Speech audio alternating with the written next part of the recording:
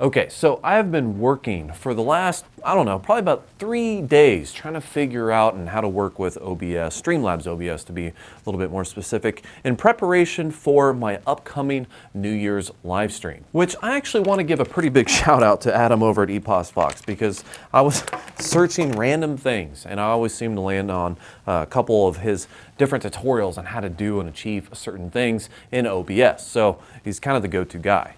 So the most challenging part of this stream, because I want to take this kind of to like a new level and I want to up my game, so to speak, from last year and the year before that, this is going to be my 3rd year running actually, is I wanted to make some custom alerts and kind of just make it a little bit more interactive, a little bit more visually pleasing and look like it's been organized. So hopefully this year is going to be a lot better, but you know, as you can see here, I had to put up a green screen and do a few things in order to make this happen and to make this stream pop a little bit better than last year, which again, it's been challenging, but it's actually been a pretty good learning experience. So it's been kind of fun. Also, I spent like an hour and a half ironing a green screen. I didn't think I'd ever do that, but now if you guys aren't familiar, green screen is used to basically key out a background. So with my whole custom alerts thing that I'm doing, pretty much what I want to make it do is where when anyone donates a certain set amount, I'll have a little custom JSON pop up and say something. So I'm doing in increments. I'm starting off with $5, I think. That way I don't get spammed by $1 donations. But then I'm doing like 20, 30, 40. I even did a 50 and 100 because last year that happened to me as well. So basically, I want these custom alerts to pop up. And that was really, really challenging in OBS. Streamlabs definitely makes it, you know, doable, but it doesn't mean there's a little bit of a learning curve to it. Either way, I had to whip out the green screen to make that happen. So now that I got everything recorded, I got all my custom alerts done and uploaded, now is actually the time to set up the hardware portion of it. So if you guys haven't already seen my miniature Unraid server build that I did, I actually built a little miniature PC powered by a Ryzen 3700 and a P2000, which is a pretty decent little graphics card, especially, you know, for the price and being that it's unlocked. It's not as good as what the value you can get with a consumer grade card, but it's still a nice little compact, powerful card, and it is going to work really well for what I'm going to use it for. Now, things definitely kind of turned into a mess because I wanted to get good audio quality and recording from just the mic that's attached to my camera. Although it is a good mic, it was still pretty far away. So I had to hook up audio and get everything going and try to make this sound and be as good as possible, which is kind of, if I'm going to do this one time, probably going to be for next year too. I mean, I've done this thing for 3 years and people seem to enjoy it. So this year I'm going to step up the game and I'm going to make the whole interaction experience really awesome, I think. I think that I would enjoy watching a stream where, you know, there is donation interaction and user interaction and stuff like that. So I'm really kind of hoping that other people are going to feel the same. At least that's what I hope. We'll see. Now, however messy this whole setup might be, however messy it might be, I still wanted to take this opportunity to show kind of like a little bit behind the scenes on how something like this is going to be set up. Because last couple years that I've done this, I just pretty much drug in an extra computer. That extra computer I'm actually using as a Blue Iris DVR right now. So I drug in an extra computer, I set up a couple webcams, and I just kind of YOLO'd it. I didn't really put a ton of effort into it. But now that I'm going into my 3rd year doing this, I figured I got to step up the game a little bit, right? I got to use the big camera. Maybe another webcam. Maybe I'll use the camera that I'm using right there, which is also a 4K camera. But either way, I got to use just good stuff. And I actually have to put a little bit of effort into it. So I'm going to show you the behind the scenes on how it all works and how I'm setting everything up. And pretty much just give you an idea on what all is involved in doing a stream like this when you actually want to put a little bit of effort into it.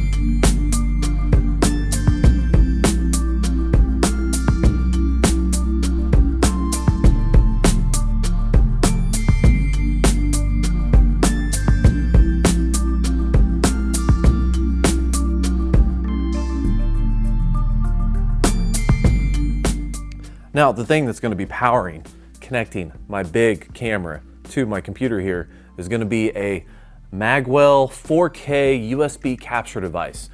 So I have some plans to kind of swap around some computers and have like PCI driven capture cards in the future. But for now, this was donated to me. So it's free, it captures 4K, works really well.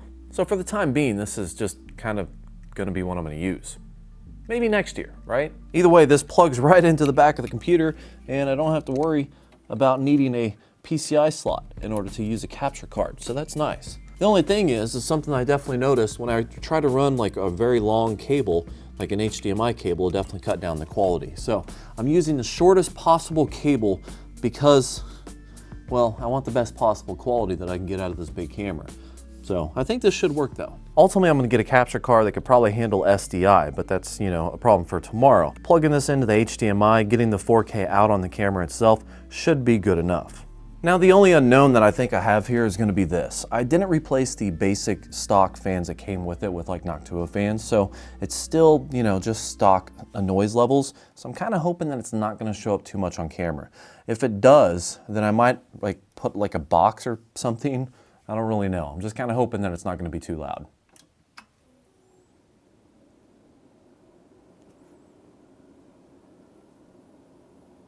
Another thing that I'm kind of hoping works is going to be the secondary monitor. Now, this little thing is like a USB connected monitor, and it's not actually plugging into the card itself. It's plugging into the motherboard port, USB-C port. So this was sent for me for review, and I plan on doing a review after CS because I'm taking it to CES.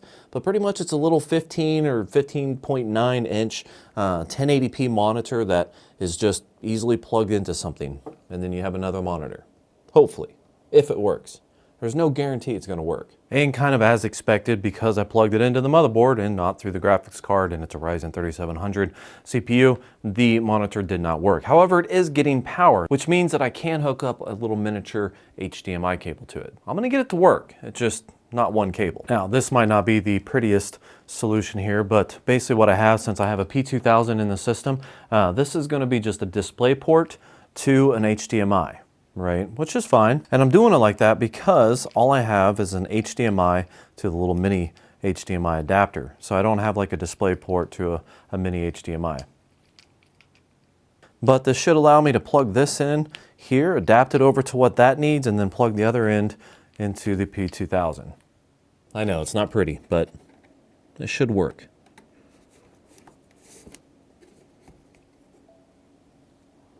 And just like that, we have a second monitor. Now, I'll try to remember to link this little add-on monitor in the description down below, but I haven't really had a ton of time to play with it. I just got it like maybe a week ago, and it's kind of been sitting in a box, but it looks like it's already configured Windows by default to just extend this display. So that means I can drag stuff over, or if I want to have the chat up and then Streamlabs OBS open on one screen, and then I can have more stuff over here. So then I could do like a capture thing, and looks like it's already started capturing. Oh, that is like way too bright. Let's see if I can fix that. Obviously, I got some playing around with this to do to make it, line up and be a little bit better. But it's already picking everything up, and I still have to add a second camera on here. But everything picked it up. This is kind of a preview of what I'm gonna do right here.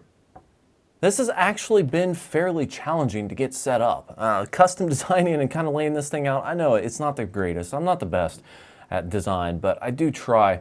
But I was adding on certain things, like adding the stream boss, for example. I want to be able to add a stream boss to where people can compete to be, the most current or relevant donator. Again, I got to play with a couple of these things, but either way, like adding the stream boss, I do have the CES fund, which is going to be my shot donations. As you can see, I have the red lines here that's going to indicate when it's time to celebrate the generosity of my viewers with a shot, or at least part of a shot. I'm trying not to die this year. Last year was kind of rough.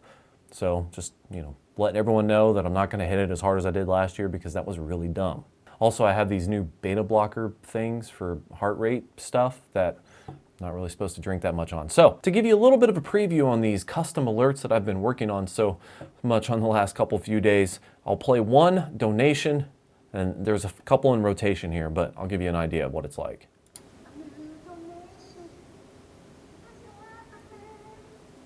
So that'll give you an idea. I don't know if you can hear it, but yeah, it's going to be popping up. It's going to be saying stuff, and it's going to be an interesting live stream to unveil some of those custom things. So now, something that I was definitely considering doing is going to be this little bird's eye camera view right here. This is one of the webcams that I used last year and the year before that, I think probably, but it's just a little camera on a little boom arm here, and I'm looking for just a different angle, you know, just maybe over the light, something like that. And again, it's USB, so it's super easy to use, super easy to plug in, and it's just kind of one of those things where I can set it up if I want to, and I think I might. Since I'm plugging in a new camera, I already have it configured in there, but I'll have to restart slobs just to get it to recognize it.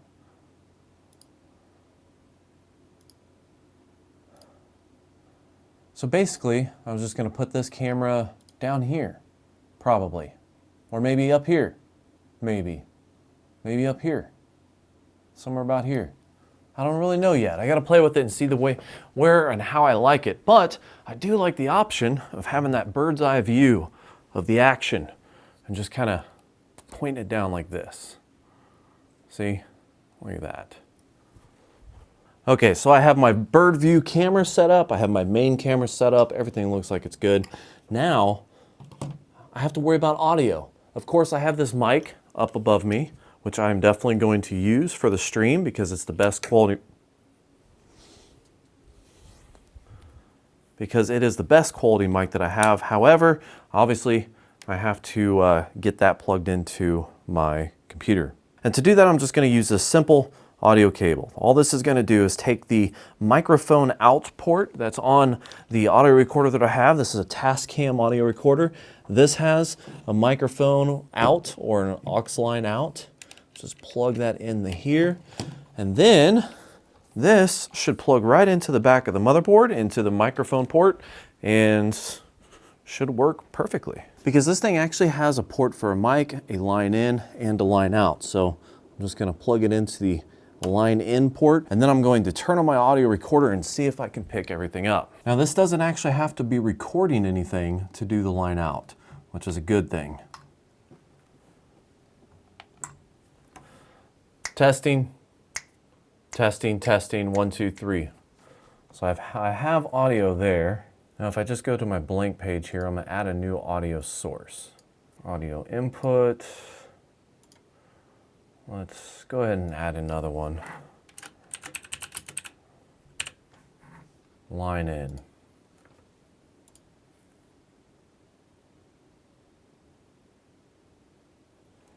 And I can see it already pop up, line in, just like that. So I can select that, hit done, and there you go.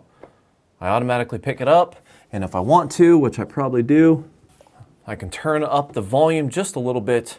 Then if I test this, I should be able to pick it up. Microphone test, 1, 2, 1, 2. So for a quick recap for this live stream, I'm going to be using my main camera and simply taking an HDMI out on my camera, plugging that into a USB 4K capture device that you can see right there. And that just plugs right into the back of the computer, which you can see the computer sitting down there. My secondary camera is just a simple webcam meant for more of a bird's eye view of what's going on, and that's just running down in standard USB. For my display, I do have this 4K LG monitor that I'm running in 1080p mode just because I don't really like 4K in this size. And then for an add-on monitor, I have this Lapel little USB Type-C that does have the option for mini HDMI in order for it to hook up as just a spare secondary monitor. Which, believe it or not, I think really worked out, just because if you look how that is, that monitor is pretty big, that monitor is pretty small, which allows the light to bleed in over that monitor. That way it's not casting a major shadow into the frame. And it gives me 2 monitors to work with, because ultimately more monitors is better than less monitors. Of course, for my audio, I'm using my regular audio recorder, which is this Tascam recorder. I'm using the line out on this and plugging it into the line in on the back of the computer. With OBS, of course, I can just pick up that line in audio and add that to the broadcast and use my fancy little Sennheiser microphone, which you can see here. It's definitely my favorite microphone, and I want to use it for the stream because it sounds really good. And being able to tie that in directly into the computer is going to be the best option for me. And I guess you don't want to forget I mean, I also have an Ethernet jack that I plugged into that goes to the computer. I guess that's worth mentioning. It does need internet. And that pretty much wraps up the hardware portion of this setup. Now this video is not going to be covering any of the alerts and the encoding and the weird stuff that I had to do in order to get this stuff to work, which again, it's probably just a lot of learning curve thing for me. So it's not going to cover any of that.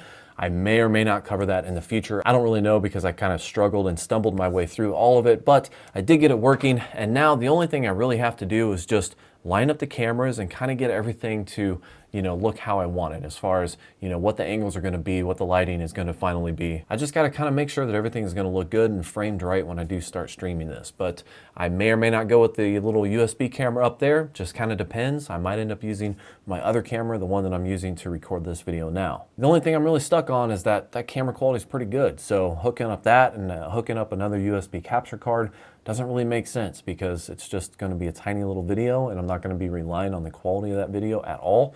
So I don't really see any reason to go the extra mile and hook up another big camera when the quality that camera is going to offer is ultimately going to be unnoticed. And the whole framing thing is also true for the microphone. I have to make sure it's kind of, it's in my face, but it's kind of out of the way. So I have to kind of work on placement on that still as well. I just had everything moved over because I was doing the green screen stuff. So my normal setup kind of got disrupted. So I kind of have to put everything back. Either way, a final note here, even though it was a steep learning curve to get OBS to work using Streamlabs OBS, they have all these little add-ons, they have a website you can log into and you can manage these custom alerts, and they really make everything possible because they have a lot of advanced features, even though it takes a little bit to kind of figure them out, at least maybe for some people. They still have a lot of advanced features that allows you to kind of step up your streaming game. So if you are thinking about streaming yourself, just know that yes, there's a learning curve, but Google and YouTube is your friend. So definitely use both of those resources and just try to find the answers if you stumble across a problem that you just can't seem to figure out. Well guys, I hope you liked this video. Tune in for New Year's if you want to catch